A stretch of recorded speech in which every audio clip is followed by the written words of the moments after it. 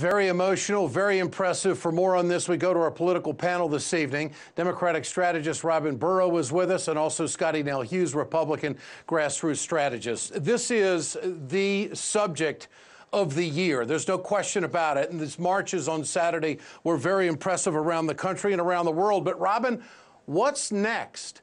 What is the next step? How do you see this playing out to get real change in Washington? And that's where the change has to take place. You better believe it. So what's next? Donald Trump has already said that he supports a ban on bump stocks. I also think that he needs to look at possibly high-capacity magazines and limiting the availability of those. You know, some states actually still allow assault weapons. I think there's 3 states, to my knowledge, that allow actual assault weapons. So we can make that a federal issue and not just a state's issue. You know, there's a lot of other things that we can do. Most importantly, though, I think that we have to address the physical security concerns in the school buildings themselves, because I hear from far too many parents that people can walk straight into their children's school, that the doors are unlocked. So how do you expect to defend a school when you can go straight into it, Ed? You know, I certainly don't want to diminish the emotion and the impact that what took place on Saturday. But there's a reality to change in Washington. The National Rifle Association raises money, and they target those who don't think the way they do, and they target those who want to do regulations on firearms. Who's going to pick up the torch and raise money and become a legislative force on the heels of this march? Scottie, I mean, the president can look at whatever he wants to look at. The bottom line is you got to get people to vote. Take us down that road.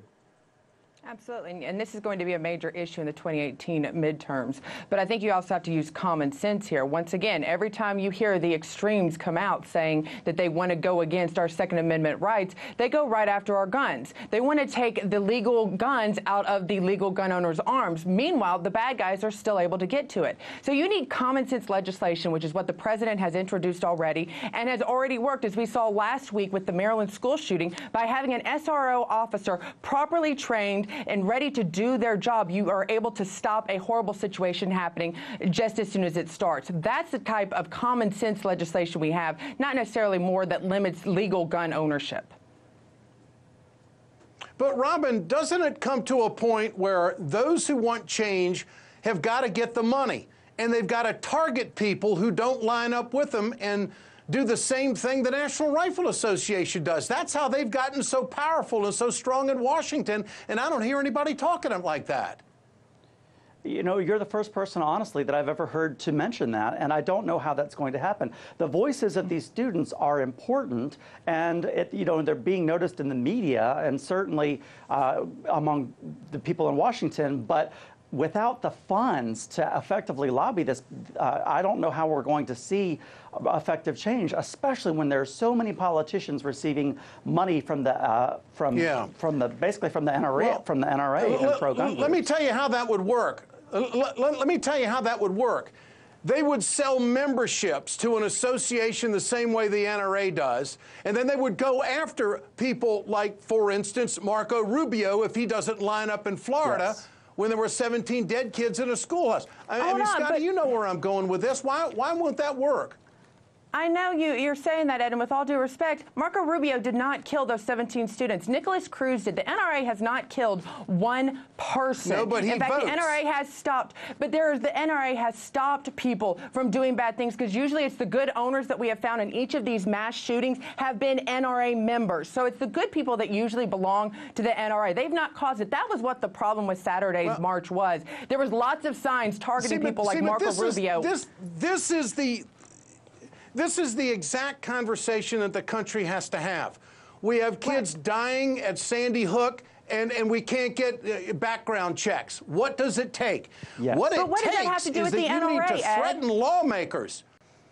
You need to threaten lawmakers with their job the same way the National Rifle Association does. The NRA targets people that don't support what they want. Robin, this is where it's got to go. Yes, and I'm glad you mentioned the FBI. We have got to better fund and staff the FBI. They don't have enough staff in place to do the background checks right now, and if they don't get them done within 3 days, guess what? You automatically get approved. Why is That just doesn't make any sense to me. But wait a minute. The All right, I FBI want to switch knew about subjects Nicholas quickly Cruz. Yeah. That's the thing. That's the thing. The They FBI, did know I about agree him, and that they the didn't FBI do was anything wrong. about it. Exactly. It wasn't about needing more staff. They actually just need to do their job is the most important part. Right. But background checks is something that we may not get the same way it happened after Sandy Hook. So we'll just have to see how it all plays out. Robin Burrow and Scottie Nell Hughes, great to have both of you with us tonight. Appreciate it. Thank you so much.